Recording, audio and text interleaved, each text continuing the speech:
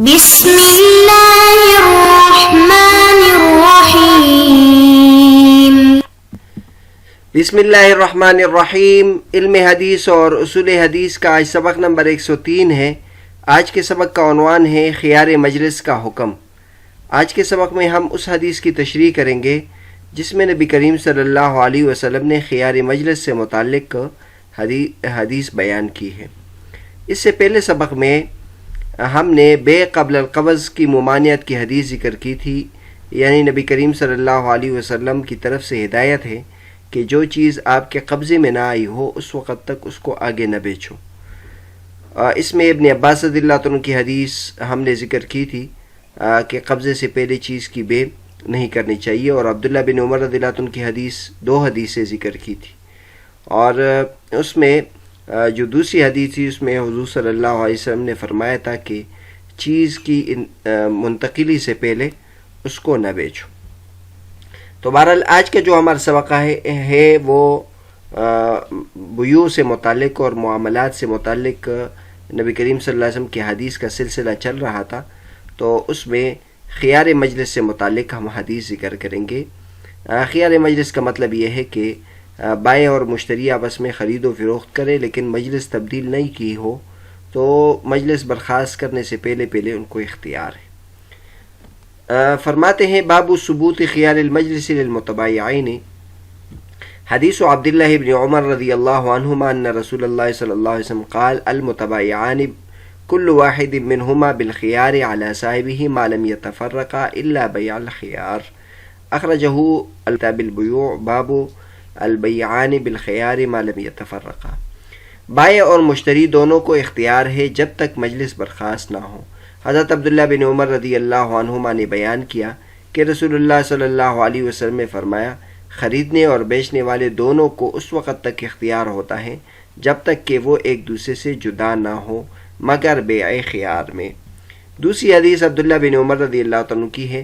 حدیث ابن عمر رضی اللہ عنہما عن رسول اللہ صلی اللہ علیہ وسلم انہ قال اذا تبايع الرجلان فكل واحد منهما بالخيار ما لم يتفرقا وكانا جميعا او يخير احدهما الاخر فتبايع على ذلك فقد وجب البيع وان تفرقا بعد ان يتبايعا ولم يترك واحد منهما البيع فقد وجب البيع، اخرجه البخاری فی کتاب البیوع باب اذا خیر احدهما صاحبه بعد البیع فقد وجب البیع۔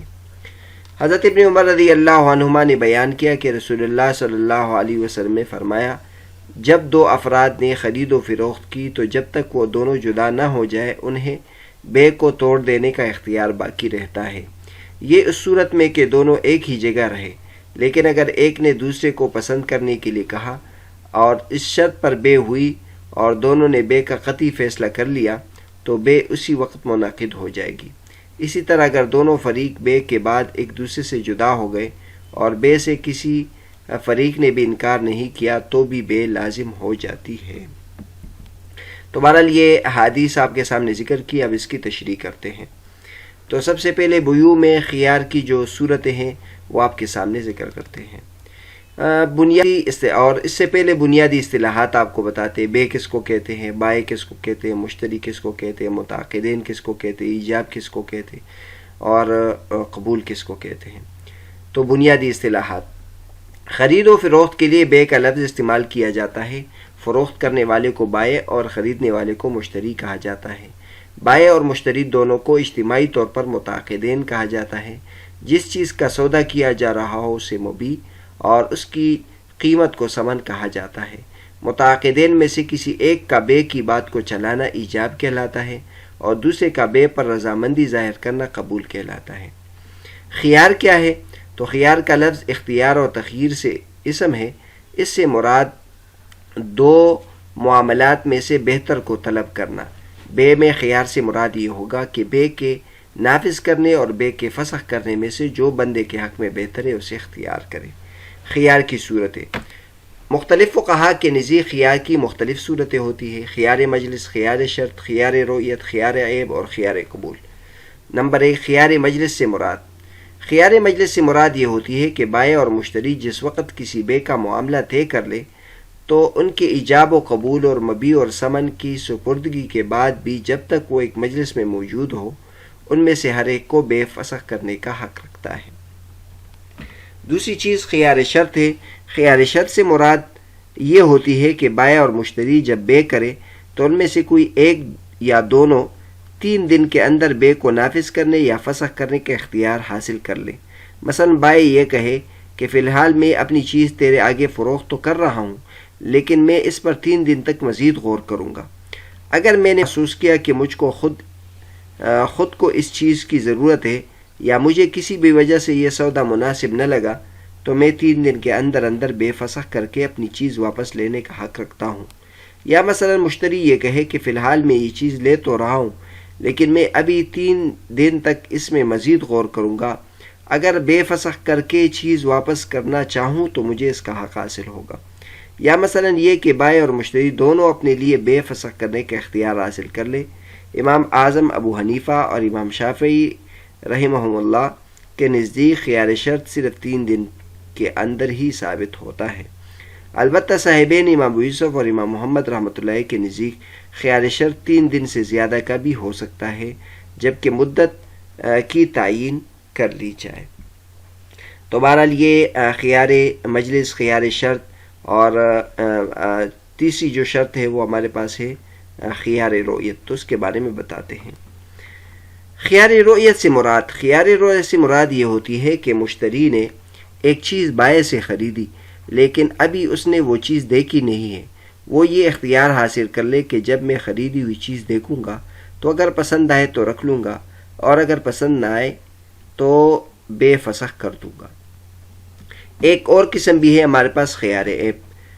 خیار عیب سے مراد یہ ہوتی ہے کہ مشتری نے کوئی چیز بائع سے خریدی، پھر معلوم ہو گیا کہ اس چیز میں کوئی عیب ہے اور وہ عیب مشتری کے پاس آنے کے بعد پیدا نہیں ہوا بلکہ بائع کے پاس بھی چیز میں وہ عیب موجود تھا۔ اس صورت میں مشتری کو بے فسخ کرنے کا حق حاصل ہوگا۔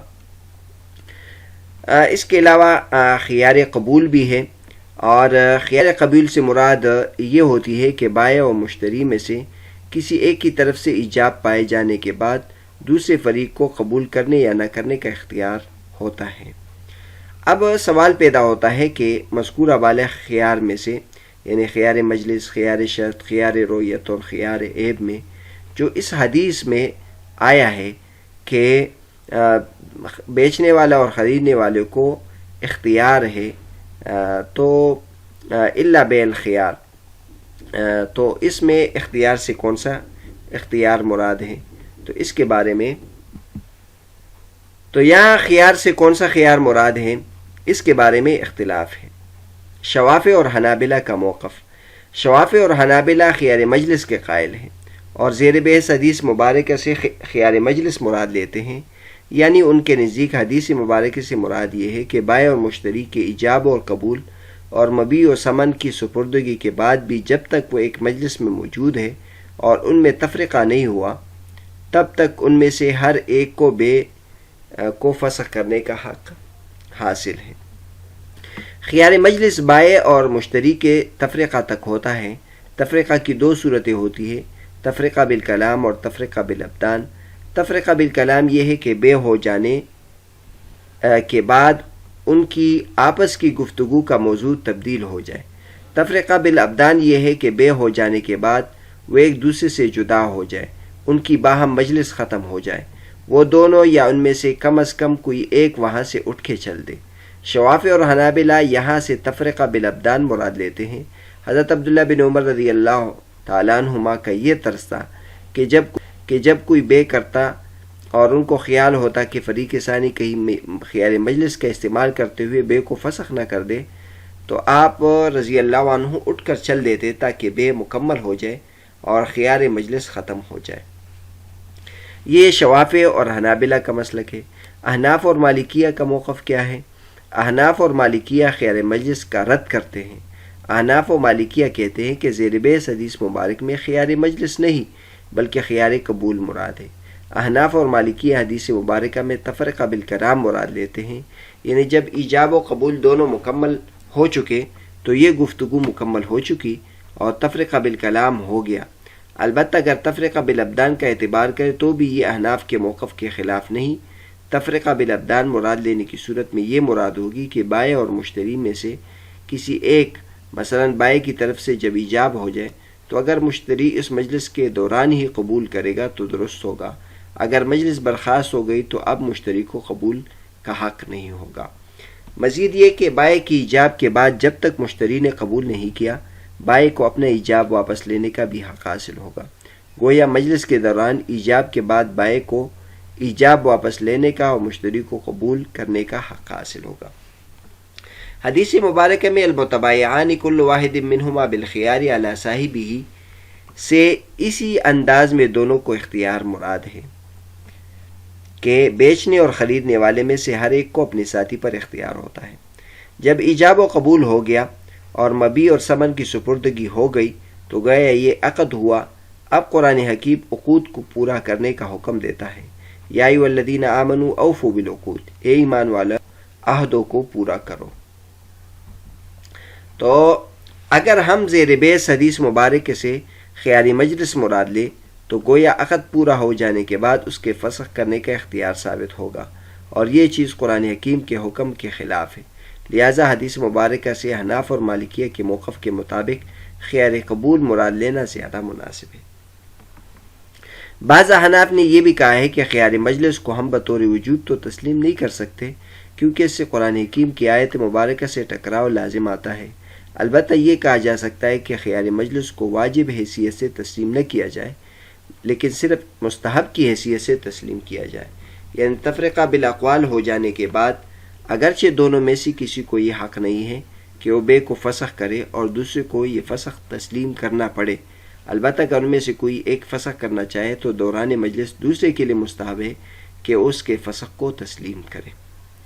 حدیث مبارکہ کا آخری حصہ۔ زیر بیس حدیث مبارکہ میں بائع اور مشتری کے اختیار کو ان کے تفرقہ سے متعلق فرمایا گیا ہے، اور پھر فرمایا گیا ہے الا بیع الخیار، مگر بیع خیار میں۔ اس سے خیار شرط مراد ہے کہ خیار شرط حاصل کیا گیا ہو تو اختیار جدا ہونے پر بھی ختم نہیں ہوتا۔ آج کے سبق میں سبق نمبر 103 میں ہم نے خیاری مجلس سے متعلق جو حدیث تھی اس کی تشریح کی۔ اس کے یہ حدیث ابن عمر رضی اللہ عنہ کی تھی۔ اس میں پھر بنیادی طور پر جو بیوع میں خیار کے مباحث ہیں وہ بھی ذکر کیے کہ ایک خیار مجلس ہے، ایک خیار شرط ہے، ایک خیار رؤیت ہے، خیار عیب ہے اور ایک خیار قبول ہے۔ اور پھر اگر اس حدیث میں خیار مجلس مراد ہو تو خیار مجلس کے بارے میں جو فقہا کا اختلاف ہے وہ ہم نے ذکر کیا، اور یہ حدیث جن حضرات کے موافق تھی اور جن حضرات کے خلاف تھی تو ان دونوں کے مطابق اس حدیث کی تشریح ہم نے بیان کی۔ اگلے سبق میں ہم اس حدیث کی تشریح کریں گے جس میں بے اور گفتگو میں سچائی کے بارے میں تاکید بیان کی گئی ہے۔